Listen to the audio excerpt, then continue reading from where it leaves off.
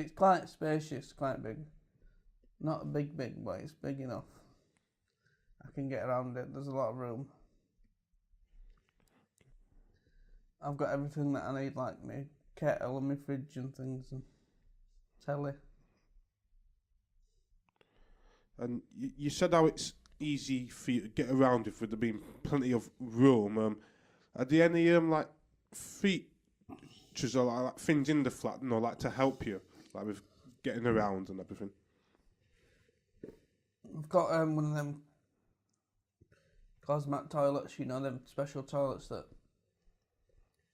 in the bathroom that it'll keep you, it cleans you if you need them, Mm-hmm.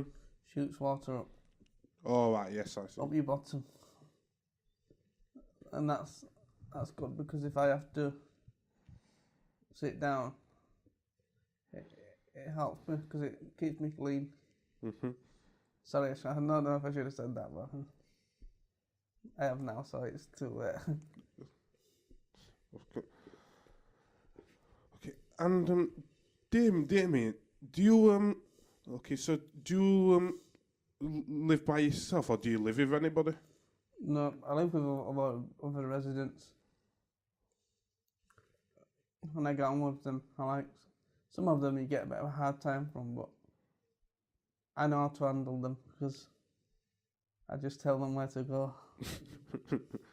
Okay, so how many people are there living in the flat? I think there's only about over 100 residents. Don't know the limit though, but I'd say about 200, 300 and 200 and something. So how does it work? So would there been so many residents? Are there loads of like flats together and with a few people in each one? Yeah, but they're not all they're not all in the same area. It's like there's a main building area, and you get different flat numbers in there. And the same with where I live. Where I live further down. I live on the outside. I don't live in the main block. I live in further down. Okay, see. And okay, I see. And do you have is just support workers to help you? Yeah, but some of them are rubbish. There could be better ones because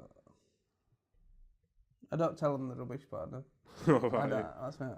That's my opinion. I think. Cause I will admit some of them are rubbish. Some of them don't even do the job right. If I'm honest. Oh, right, I see.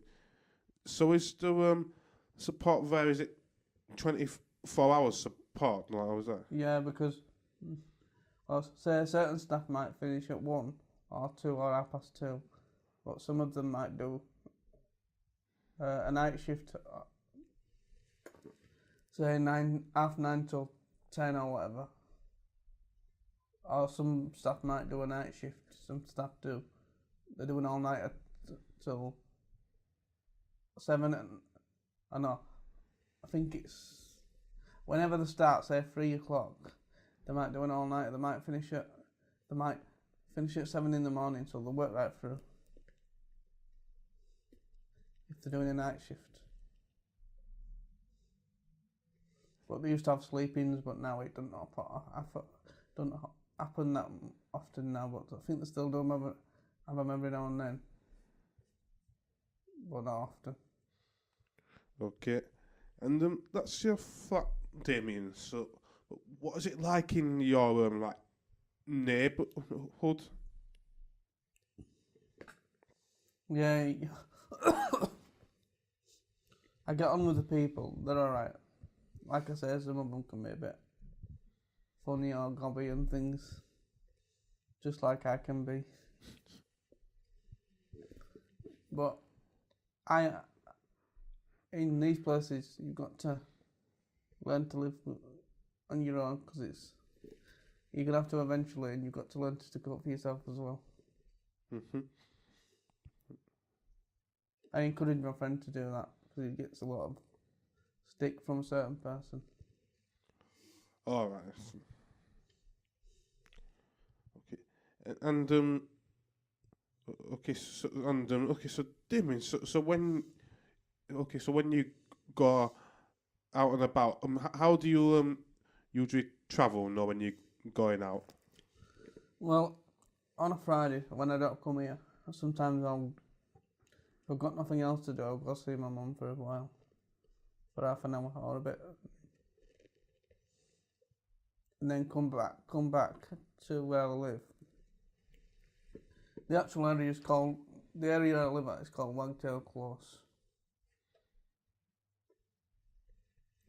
But there's two different, it's the same area, but like the main building, that's called Eden Gardens, because they have different names for different areas, so, if you know what I mean. All right. Yes.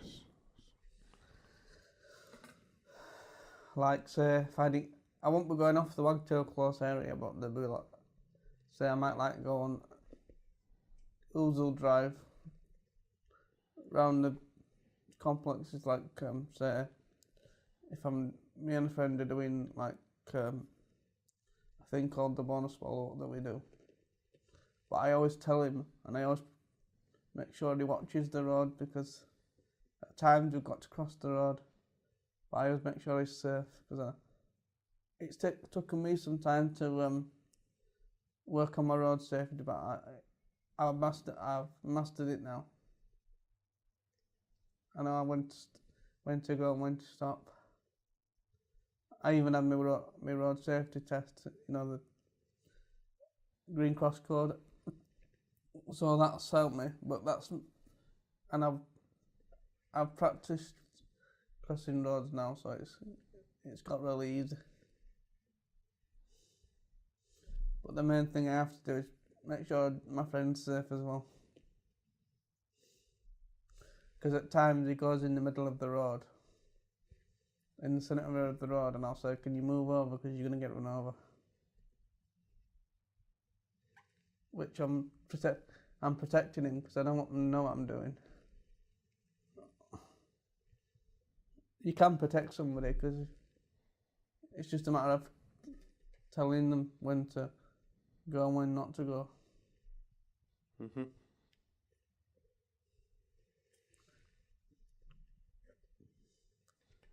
Okay, so Damien, so when you go out, so how is it you usually travel when you're going out and about? Is it with public transport? Well, I have got my own vehicle, but I only come in my own vehicle when I'm coming here. Just carers who get paid to work with me. They work for a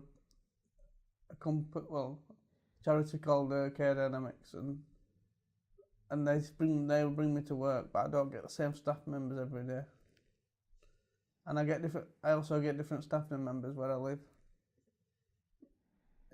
because I get a different variety, but some staff do the job properly and some staff don't.